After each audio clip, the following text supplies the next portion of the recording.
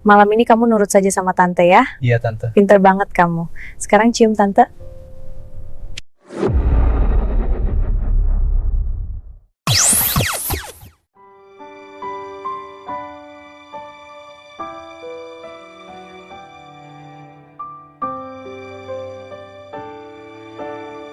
Sore itu langit ibu kota tampak kelabu.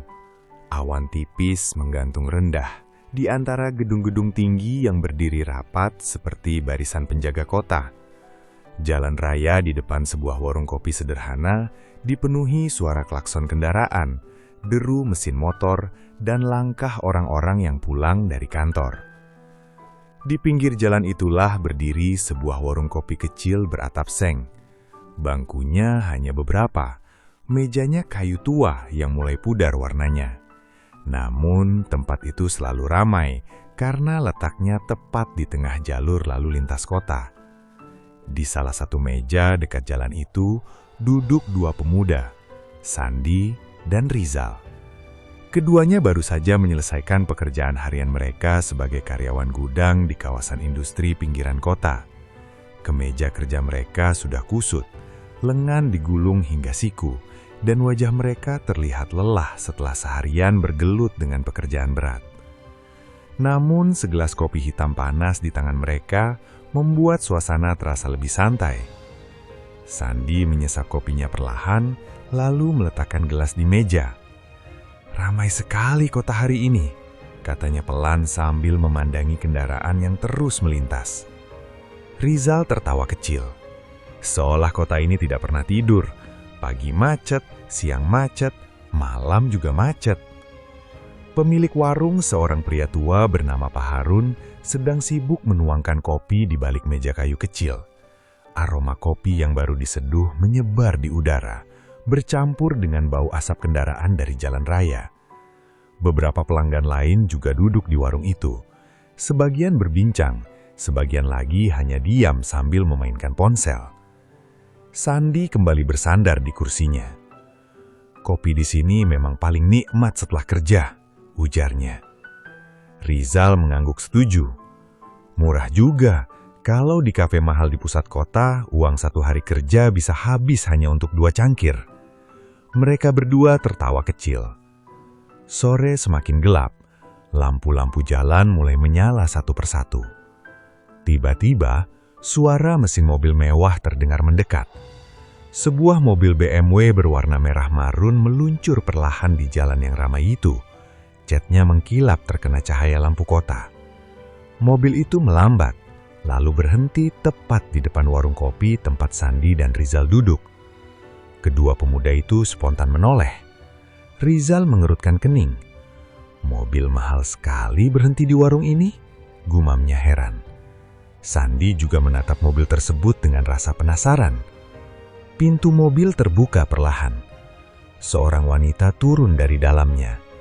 Suasana di warung kopi mendadak hening beberapa detik. Wanita itu tampak sangat mencolok di antara keramaian jalan dan kesederhanaan warung kecil tersebut. Ia mengenakan gaun elegan berwarna hitam yang membentuk tubuhnya dengan sempurna. Rambutnya pendek dan ikal, tertata rapi seperti model majalah. Wajahnya cantik dengan riasan halus, sementara langkahnya penuh percaya diri. Sandi tanpa sadar menegakkan punggungnya. Rizal bahkan hampir menjatuhkan gelas kopinya. Wanita itu berjalan beberapa langkah menuju warung. Banyak orang di sekitar warung mulai memperhatikannya. Beberapa pengendara yang lewat bahkan melambatkan kendaraan mereka sejenak. Rizal berbisik pelan. "Sepertinya bukan orang biasa." Sandi mengangguk perlahan. "Jelas bukan." Wanita itu berhenti di depan warung, menatap sekeliling sebentar, lalu berjalan langsung menuju meja kecil tempat Pak Harun berdiri. Suaranya lembut namun tegas ketika berbicara. "Permisi, Pak." "Iya, Nona?" Pak Harun yang sedang menuangkan kopi langsung menoleh. "Iya, Nona?" Wanita itu tersenyum sopan. "Saya ingin bertanya sesuatu." Pak Harun mengangguk ramah. "Silahkan." Beberapa pelanggan warung mulai memperhatikan percakapan mereka. Wanita itu terlihat sedikit berpikir sebelum melanjutkan. apakah di sekitar sini ada rumah yang disewakan? Pak Harun terlihat agak terkejut mendengar pertanyaan itu. Rumah disewakan? Wanita itu mengangguk. Iya, rumah yang tidak terlalu jauh dari pusat kota. Pak Harun mengusap jagunya yang dipenuhi uban. Ada beberapa rumah lama di belakang gang sana, tapi jarang ada orang kaya mencari rumah di daerah ini. Wanita itu tersenyum tipis. Kadang orang hanya ingin tempat yang tenang. Rizal yang masih duduk di mejanya berbisik kepada Sandi. Dia terlihat seperti wanita dari kalangan atas. Sandi membalas dengan suara pelan. Mungkin pejabat atau pengusaha. Pak Harun masih berbicara dengan wanita tersebut. Boleh tahu nama Anda, Nona? Wanita itu menjawab dengan tenang. Susi. Pak Harun mengangguk perlahan. Nama yang bagus. Namun salah satu pelanggan warung tiba-tiba berbisik cukup keras hingga terdengar oleh orang lain. Itu Susi, janda CEO yang sering muncul di berita bisnis. Bisikan itu langsung menyebar di antara pelanggan warung. Sandi dan Rizal saling pandang. Rizal membuka ponselnya dengan cepat lalu mencari sesuatu di internet. Beberapa detik kemudian matanya membesar. Benar, dia memang janda CEO perusahaan besar. Sandi semakin penasaran. Kenapa orang seperti dia datang ke warung kecil seperti ini? Sementara itu, Susi masih berbicara dengan Pak Harun. Saya ingin melihat rumah yang Bapak maksud. Pak Harun mengangguk perlahan. Bisa saja, rumah itu milik seorang teman lama saya. Susi tampak lega. Terima kasih. Angin sore berhembus pelan melewati warung kecil itu. Lampu kendaraan memantul di permukaan mobil BMW merah marun yang masih terparkir di depan. Suasana kota terus bergerak seperti biasa, tapi bagi Sandi dan Rizal, kejadian itu terasa aneh. Rizal menyesap kopinya lagi. Perasaan tidak enak muncul tiba-tiba. Sandi menatap wanita itu dengan serius. Ada sesuatu yang tidak biasa. Di sisi lain warung, Susi melirik sekeliling sebentar. Tatapannya sempat berhenti pada Sandi dan Rizal yang sedang memperhatikannya. Wanita itu tersenyum singkat. Namun senyum itu terasa misterius. Tidak ada yang tahu alasan sebenarnya mengapa seorang janda CEO kaya raya datang sendirian ke warung kopi kecil di tengah hiruk-pikuk ibu kota. Dan lebih anehnya, tatapan Susi sesekali kembali mengarah pada Sandi dan Rizal, seolah dua pemuda itu menarik perhatiannya. Lampu kota semakin terang, malam perlahan turun di ibu kota. Tanpa disadari siapapun di warung itu, pertemuan singkat tersebut akan menjadi awal dari rangkaian peristiwa yang tidak mereka bayangkan sebelumnya. Sebuah kisah yang akan menyeret Sandi dan Rizal masuk ke dalam dunia yang jauh lebih gelap daripada sekedar warung kopi di pinggir jalan. Lampu-lampu kota semakin terang ketika malam benar-benar turun. Jalan raya di depan warung kopi masih ramai oleh kendaraan yang hilir mudik. Suara klakson, deru mesin, dan percakapan orang-orang yang lalu lalang bercampur menjadi satu dengan aroma kopi yang masih mengepul dari warung kecil milik Pak Harun. Sandi dan Rizal masih duduk di tempat yang sama. Gelas kopi mereka hampir kosong, tetapi keduanya belum juga beranjak pulang. Mobil BMW merah marun milik Susi masih terparkir di pinggir jalan. Wanita itu sedang berbicara dengan Pak Harun di sisi warung sambil sesekali melihat ke arah gang kecil yang disebutkan oleh pemilik warung tersebut.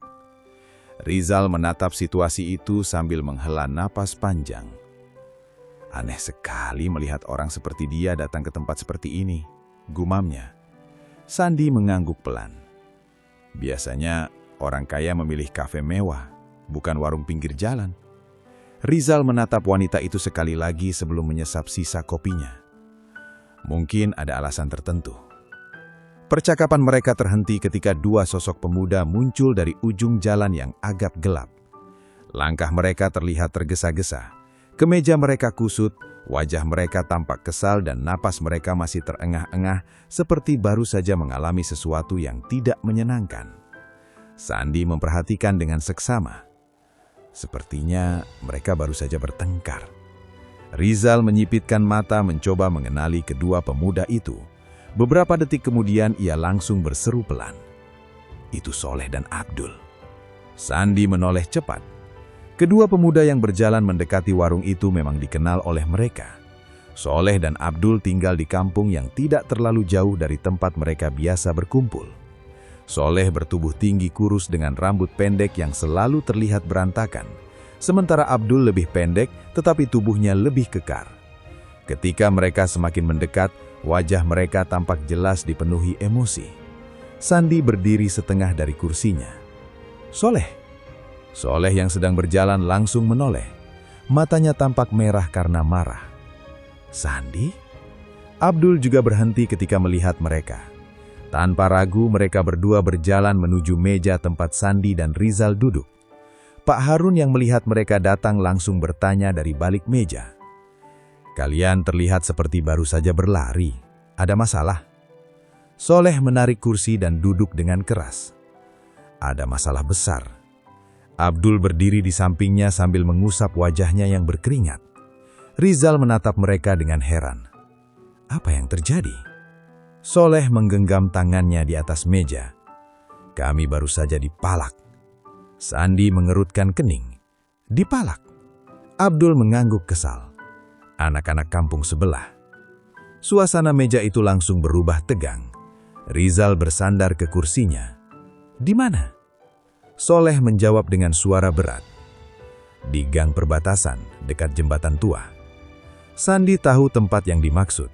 Daerah itu memang terkenal sering menjadi lokasi keributan antara pemuda dua kampung yang berbeda. Sandi tanya dengan lantang. Ada berapa orang? Abdul menjawab cepat. 5 orang. Rizal mengangkat alisnya. 5 orang melawan kalian berdua?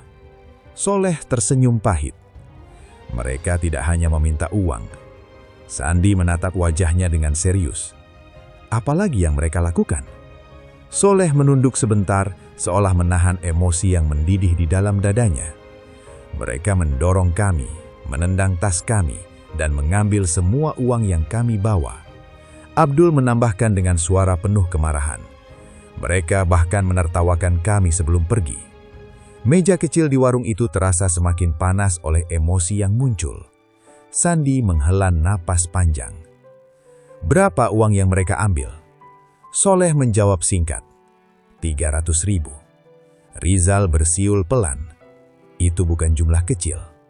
Abdul memukul meja dengan tangannya. Bukan soal uangnya. Semua orang di meja itu langsung menatapnya. Abdul melanjutkan dengan suara penuh amarah. Ini soal harga diri. Soleh mengangguk keras. Mereka memperlakukan kami seperti orang yang tidak punya keberanian. Suasana hening beberapa detik.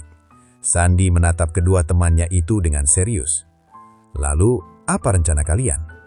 Soleh langsung menjawab tanpa ragu. Membalas. Rizal mengangkat alisnya. Malam ini, Abdul mengangguk dengan tegas. Malam ini. Pak Harun yang mendengar percakapan mereka dari balik meja langsung ikut berbicara. Kalian jangan membuat masalah baru. Soleh menoleh kepada pria tua itu. Pak Harun, mereka sudah memulai. Pak Harun menggeleng pelan. Balas dendam hanya membuat masalah semakin panjang. Namun kemarahan di wajah Soleh dan Abdul terlihat terlalu kuat untuk dihentikan. Rizal menatap Sandi. Apa pendapatmu? Sandi terdiam sejenak. Pikirannya bekerja cepat. Ia tahu anak-anak kampung sebelah memang sering membuat masalah. Jika dibiarkan, kejadian seperti ini bisa terulang lagi. Namun ia juga tahu bahwa perkelahian hanya akan membawa lebih banyak masalah. Soleh menatapnya dengan penuh harapan. Sandi, kita butuh bantuan. Abdul menambahkan, mereka tidak akan berani jika kita datang bersama. Sandi memandang jalan raya yang masih ramai di depan warung kopi. Lampu kendaraan terus melintas seperti aliran cahaya yang tidak pernah berhenti. Di sisi lain, Susi masih berdiri berbicara dengan Pak Harun tanpa menyadari percakapan yang terjadi di meja para pemuda itu. Sandi akhirnya kembali menatap teman-temannya. Kalian yakin ingin melakukan ini? Soleh berjawab dengan tegas. Ya. Abdul menambahkan, kita tidak mencari masalah. Kita hanya memastikan mereka tidak mengganggu kita lagi. Soleh tersenyum untuk pertama kalinya sejak datang. Itu yang kami harapkan. Abdul menggenggam tangannya dengan semangat. 4 orang melawan 5 orang, masih seimbang. Pak Harun menghela napas berat. Kalian masih muda, jangan sampai menyesal. Namun keputusan sudah dibuat. Sandi mengambil jaketnya dari kursi. Rizal juga berdiri dengan wajah serius. Jika kalian berdua pergi, aku tidak mungkin tinggal di sini sendirian. Soleh tertawa pendek. Bagus. Abdul menepuk bahu Rizal. Kita akan mengembalikan harga diri kita malam ini. Keempat pemuda itu berdiri di depan warung kopi kecil tersebut. Angin malam berhembus membawa aroma aspal panas dari jalan raya. Di belakang mereka, mobil BMW merah marun masih terparkir diam. Susi yang baru saja selesai berbicara dengan Pak Harun sempat melirik ke arah mereka.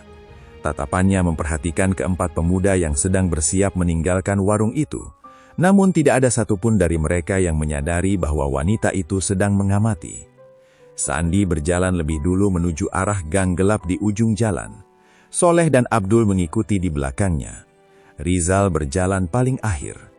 Lampu jalan di gang itu redup, bayangan mereka memanjang di permukaan aspal yang basah oleh embun malam. Langkah mereka mantap. Malam itu, keputusan sudah diambil. Mereka tidak tahu bahwa keputusan sederhana untuk membalas perlakuan sekelompok pemuda dari kampung sebelah akan membawa mereka ke dalam peristiwa yang jauh lebih berbahaya daripada yang mereka bayangkan. Dan dari kejauhan, sepasang mata masih memerhatikan mereka dalam diam. Malam semakin larut, tetapi suasana di sebuah jalan sempit di perbatasan dua kampung justru semakin panas. Lampu jalan yang redup hanya menerangi sebagian kecil jalan yang dipenuhi bayangan panjang dari bangunan-bangunan tua di sekitarnya. Di ujung gang, sekelompok pemuda berdiri berkumpul. Wajah mereka tegang, sebagian menggenggam kayu, sebagian lagi memegang bambu panjang. Suara bisikan dan langkah kaki terdengar bersahutan di antara mereka. Sandi berdiri di barisan depan bersama Rizal, Soleh, dan Abdul. Keempatnya menatap lurus ke arah jalan yang mengarah ke kampung sebelah. Di belakang mereka berdiri puluhan pemuda lain. Jumlahnya terus bertambah. Satu persatu pemuda dari kampung mereka datang membawa teman, saudara, bahkan tetangga yang mendengar kabar bahwa malam ini akan terjadi perhitungan dengan anak-anak kampung sebelah. Soleh mengusap wajahnya yang masih menyimpan bekas luka kecil di pipi. Ia menatap kerumunan di belakangnya. Hampir 100 orang, gumamnya. Abdul berdiri di sampingnya sambil memegang sebatang bambu. Semua datang karena marah. Rizal melirik kerumunan itu. Kabar tentang pemalakan kemarin ternyata menyebar sangat cepat. Sandi mengangguk perlahan. Ia tahu peristiwa kecil bisa berubah menjadi sesuatu yang besar jika menyangkut harga diri sebuah kampung. Angin malam bertiup pelan melewati gang itu, membawa aroma tanah lembab dan asap rokok dari beberapa pemuda yang berdiri gelisah menunggu. Beberapa meter di depan mereka, terdapat sebuah jalan yang menjadi batas antara dua wilayah. Disitulah anak-anak kampung sebelah biasanya berkumpul. Tiba-tiba, dari kejauhan terdengar suara teriakan. Beberapa bayangan mulai muncul di ujung jalan yang gelap. Sandi menyipitkan mata. Mereka datang. Soleh mengepalkan tangannya. Semakin lama bayangan itu semakin jelas. Sekelompok pemuda berjalan mendekat dengan langkah cepat. Jumlah mereka tidak kalah banyak. Beberapa membawa kayu, beberapa membawa rantai, bahkan ada yang menggenggam botol kaca. Abdul menatap mereka dengan penuh amarah. Itu mereka. Sandi memperhatikan dengan tenang. Di barisan depan kelompok itu berdiri 5 orang yang sangat dikenali oleh Soleh dan Abdul. Mereka adalah pemuda yang kemarin memalak mereka di gang perbatasan. Salah satu dari mereka melangkah maju. Tubuhnya besar dengan jaket hitam yang terbuka di bagian depan. Ia menatap kelompok Soleh dengan senyum mengejek. "Kalian datang juga?" Soleh langsung maju 1 langkah. "Kalian pikir kami akan diam saja setelah dipermalukan?" Pemuda bertubuh besar itu tertawa keras. "Rp300.000 membuat kalian membawa 1 kampung." Beberapa pemuda di belakangnya ikut tertawa. Suasana semakin panas. Abdul maju ke samping Soleh. "Bukan soal uang, ini soal harga diri." Pemuda itu memandang mereka dengan tatapan meremehkan. "Jika soal harga diri, kalian sudah kehilangan itu kemarin." Beberapa pemuda di belakang Sandi mulai berteriak marah. Namun Sandi mengangkat tangannya memberi isyarat agar mereka tenang. Ia melangkah sedikit ke depan. Kami tidak ingin masalah panjang. Pemuda besar itu menatapnya. Lalu apa yang kalian inginkan? Sandi menjawab dengan suara tegas. Kalian meminta maaf kepada Soleh dan Abdul. Suasana langsung hening beberapa detik. Lalu terdengar tawa keras dari kelompok kampung sebelah. Pemuda bertubuh besar itu menggelengkan kepala sambil tertawa. Kalian datang membawa 100 orang hanya untuk meminta maaf. Rizal maju satu langkah. Kami datang untuk menyelesaikan masalah. Pemuda itu menatap seluruh kerumunan di belakang mereka. Menyelesaikan masalah dengan cara seperti ini. Ia mengangkat sebatang kayu yang dipegangnya. Itu berarti kalian siap bertarung. Beberapa pemuda di belakangnya mulai memukul kayu ke tanah, menciptakan suara keras. Suasana berubah menjadi semakin menegangkan. Soleh menatap wajah pemuda itu dengan penuh kemarahan. Kalian yang memulai semuanya. Pemuda itu tersenyum dingin. Lalu, selesaikan. Dalam beberapa detik, ketegangan yang menumpuk berubah menjadi ledakan emosi. Salah satu pemuda dari kampung sebelah berteriak keras. Tawuran. Teriakan itu seperti pemicu yang memecahkan semua batas kesabaran. Puluhan pemuda dari kedua pihak langsung berlari maju. Suara benturan kayu, teriakan, dan langkah kaki memenuhi jalan sempit itu. Sandi segera bergerak maju bersama Rizal. Ia menangkis pukulan kayu yang diarahkan kepadanya, lalu mendorong lawannya hingga jatuh ke tanah. Di sisi lain, Soleh menyerang pemuda yang kemarin menendangnya. Ia memukul dengan penuh kemarahan yang selama ini ditahannya. Abdul juga tidak tinggal diam. Tubuhnya yang kekar membuatnya mampu menjatuhkan beberapa lawan sekaligus. Pertarungan itu berlangsung kacau. Lampu jalan yang redup hanya menerangi sebagian kecil perkelahian yang terjadi di sepanjang gang itu. Suara kaca pecah terdengar ketika seseorang melempar botol ke arah lawan. Beberapa pemuda jatuh ke tanah, sementara yang lain terus bertarung tanpa mundur. Namun jumlah pemuda dari kampung Sandi ternyata jauh lebih banyak. Mereka terus menekan kelompok kampung sebelah. Beberapa pemuda dari pihak lawan mulai mundur. Pemuda bertubuh besar yang tadi mengejek mereka mencoba melawan, namun ia segera dikeroyok oleh beberapa pemuda sekaligus. Soleh berdiri tepat di depannya. Kemarin kalian merasa hebat. Pemuda itu mencoba bangkit, tetapi tubuhnya sudah terlalu lemah. Abdul berdiri di samping Soleh. Kalian memilih orang yang salah untuk dipermalukan. Beberapa menit kemudian, perkelahian mulai mereda. Kelompok kampung sebelah yang kalah jumlah akhirnya mundur satu persatu. Sebagian berlari meninggalkan tempat itu. Sebagian lagi terjatuh di jalan dengan wajah penuh luka. Gang perbatasan itu kembali dipenuhi suara napas berat para pemuda yang baru saja bertarung. Sandi berdiri sambil mengatur napasnya. Rizal menepuk debu dari pakaiannya. Soleh menatap ke arah jalan tempat para lawan mereka berlarian. Kali ini mereka tahu akibatnya. Abdul mengangguk. Kami menang. Sorai-sorai terdengar dari para pemuda yang berkumpul di belakang mereka. Beberapa saling menepuk bahu dengan wajah penuh kepuasan. Namun Sandi tidak ikut bersorak. Ia hanya menatap jalan yang kini kosong di bawah cahaya lampu jalan. Di dalam hatinya muncul perasaan aneh. Ia tahu kemenangan ini mungkin hanya sementara. Karena dalam dunia perkelahian antar kampung, satu kemenangan seringkali hanya menjadi awal dari masalah yang lebih besar. Angin malam kembali bertiup melewati gang itu. Daun-daun kering berputar di atas aspal yang penuh bekas perkelahian. Malam itu, mereka memang menang. Tetapi tidak ada seorang pun yang tahu bahwa peristiwa tawuran ini akan menarik perhatian orang-orang yang jauh lebih berbahaya daripada sekedar pemuda dari kampung sebelah. 1 minggu berlalu sejak tawuran besar di perbatasan kampung itu. Namun suasana di dua wilayah tersebut belum benar-benar tenang. Desas-desus tentang balas dendam terus beredar di antara para pemuda. Beberapa orang mengatakan bahwa anak-anak kampung sebelah sedang menyusun rencana untuk membalas kekalahan mereka. Malam itu, suasana jalan di sekitar perbatasan kembali dipenuhi bisikan tegang. Lampu jalan memantulkan cahaya kekuningan di atas aspal yang lembab.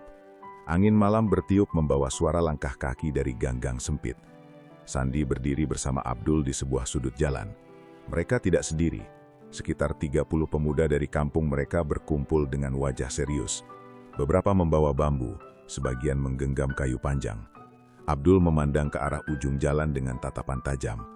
Mereka pasti datang malam ini. Sandi mengangguk perlahan. Ia sebenarnya tidak terlalu menyukai situasi seperti ini, namun setelah kejadian tawuran minggu lalu, semua orang di kampung mereka merasa harus siap jika serangan balasan datang. Tiba-tiba suara langkah kaki yang banyak terdengar dari arah gelap di ujung jalan. Beberapa bayangan mulai muncul. Sandi langsung menyipitkan mata, dan beberapa detik kemudian wajahnya berubah tegang. Jumlah mereka jauh lebih banyak. Puluhan pemuda dari kampung sebelah berjalan mendekat dengan langkah cepat. Beberapa di antara mereka membawa bambu, kayu, bahkan rantai besi. Abdul menghela nafas panjang. Jumlah mereka 2 kali lipat. Sandi menghitung sekilas. Setidaknya ada lebih dari 60 orang yang datang dari arah sana. Seorang pemuda dari kelompok lawan berteriak keras. "Kalian pikir kami akan melupakan kekalahan kemarin?"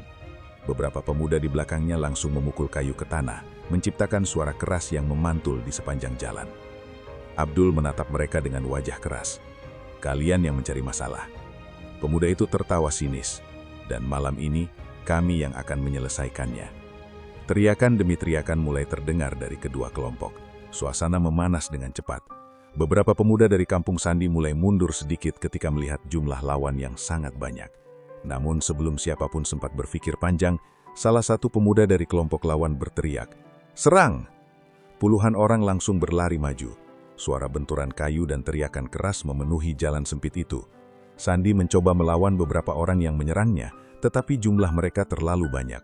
Di sisi lain, Abdul juga kewalahan. Beberapa pemuda dari kampung mereka mulai terpukul mundur. Situasi berubah sangat kacau. Beberapa orang jatuh ke tanah, sebagian lagi berlari menghindari serangan yang datang dari berbagai arah. Sandi menyadari sesuatu yang buruk. Jika mereka tetap bertahan, mereka bisa kalah telak malam ini. "Abdul!" teriaknya. Abdul menoleh dengan napas terengah. "Kita mundur!" Namun sebelum mereka sempat bergerak, suara sirine keras tiba-tiba terdengar dari kejauhan. Semua orang langsung terdiam beberapa detik. Lampu biru dan merah mulai berkedip di ujung jalan. Beberapa mobil polisi meluncur masuk dengan cepat. Seorang petugas polisi berdiri di depan mobil sambil berteriak keras, "Semua berhenti!" Beberapa pemuda langsung panik. Salah satu dari mereka berteriak, "Razia polisi!" Nama Kapolres Jakarta Utara bahkan terdengar disebut oleh beberapa orang yang mengenali operasi besar itu. Dalam hitungan detik, suasana berubah menjadi kekacauan total. Puluhan pemuda yang sebelumnya saling menyerang kini justru berlari menyelamatkan diri dari kejaran polisi. Sandi langsung berbalik dan berlari sekuat tenaga. Napasnya memburu ketika ia melewati gang demi gang yang gelap. Di belakangnya, terdengar teriakan polisi, "Berhenti!" Langkah kaki para petugas semakin mendekat. Sandi semakin panik. Jika ia tertangkap, masalahnya akan sangat panjang. Ia terus berlari tanpa arah yang jelas. Keringat mengalir di wajahnya, napasnya semakin berat. Ketika ia keluar dari sebuah gang sempit menuju jalan yang lebih besar, tubuhnya sudah hampir kehabisan tenaga. Dan pada saat itulah, ia terpeleset. Tubuhnya terjatuh keras ke atas aspal. Sandi mencoba bangkit, tetapi kakinya masih gemetar karena lelah. Ketika ia mengangkat kepala, ia melihat sesuatu tepat di depannya. Sebuah mobil BMW merah marun berhenti beberapa meter darinya. Lampu mobil itu menyala terang di tengah jalan yang sepi. Sandi tertegun beberapa detik, namun suara langkah polisi dari belakang membuatnya segera sadar. Tanpa berpikir panjang, ia bangkit dan berlari mendekati mobil tersebut. Ia mengetuk kaca mobil dengan panik. Tolong saya." Pintu mobil perlahan terbuka. Seorang wanita keluar dari dalamnya. Rambut ikal pendeknya bergerak pelan tertiup angin malam. Sandi langsung mengenali wajah itu. Wanita yang pernah ia lihat di warung kopi seminggu yang lalu. Susi. Wanita itu juga terlihat terkejut melihatnya. "Sandi?" Sandi hampir tidak percaya wanita itu masih mengingat wajahnya. Suara langkah polisi semakin dekat. Sandi menatapnya dengan wajah putus asa. "Tolong saya, polisi sedang mengejar." Susi menoleh sekilas ke arah gang tempat suara polisi terdengar. Kemudian ia kembali menatap Sandi. Tanpa banyak bicara, ia membuka pintu mobil lebih lebar. "Cepat masuk." Sandi langsung masuk ke dalam mobil. Susi segera duduk di kursi pengemudi. "Nunduk," katanya cepat. Sandi langsung menundukkan tubuhnya di kursi penumpang. Beberapa detik kemudian, 2 polisi berlari melewati mobil tersebut. Susi tetap duduk tenang di balik kemudi, seolah tidak terjadi apa-apa. Para polisi itu terus berlari melewati mobil tanpa memperhatikan siapa yang berada di dalamnya. Beberapa saat kemudian, Jalan kembali sepi. Susi menarik napas pelan lalu menyalakan mobil. Mobil BMW merah marun itu bergerak perlahan meninggalkan jalan tersebut. Sandi masih menunduk beberapa saat sebelum akhirnya mengangkat kepalanya. "Terima kasih," katanya pelan. Susi meliriknya sambil tersenyum tipis. "Kita pernah bertemu." Sandi mengangguk. "Di warung kopi." Susi mengingat jelas malam itu. Tatapan Sandi yang lama memperhatikannya masih teringat di pikirannya. Ia sempat berpikir bahwa pemuda itu memiliki wajah yang sangat tampan dan berbeda dari kebanyakan pria yang pernah ia temui. Sandi sendiri kini kembali memperhatikan wanita yang sedang mengemudi itu. Di bawah cahaya lampu jalan yang masuk melalui kaca mobil, wajah Susi terlihat begitu anggun. Wanita itu tampak tenang, elegan, dan sangat berbeda dari dunia keras yang baru saja dialami Sandi beberapa menit yang lalu. Mobil terus melaju di jalan kota yang mulai sepi. Suasana di dalam mobil terasa hening beberapa saat. Namun keheningan itu justru membuat mereka semakin sadar akan keberadaan satu sama lain. Tatapan mereka sempat bertemu. Susi tersenyum tipis. "Kamu terlihat sangat berbeda ketika duduk tenang seperti ini." Sandi juga tersenyum. "Dan Anda terlihat jauh lebih istimewa dari jarak dekat." Beberapa detik berlalu, percakapan mereka perlahan berubah menjadi lebih hangat. Kedekatan yang aneh muncul begitu saja di antara mereka. Susi menghentikan mobilnya di sebuah tempat yang agak sepi. Lampu kota memantul lembut di kaca mobil. Sandi menatap wanita itu. Perasaan yang sulit dijelaskan muncul di dalam hatinya. Begitu juga dengan Susi. Ia merasa ada sesuatu yang menarik dari pemuda yang baru saja ia selamatkan itu. Dalam keheningan malam yang sunyi, jarak di antara mereka perlahan menghilang. Dua orang dari dunia yang sangat berbeda, kini duduk berdampingan di dalam mobil mewah yang terparkir di pinggir jalan kota. Pertemuan yang awalnya hanya kebetulan, kini berubah menjadi awal dari hubungan yang jauh lebih dalam dari yang pernah mereka bayangkan.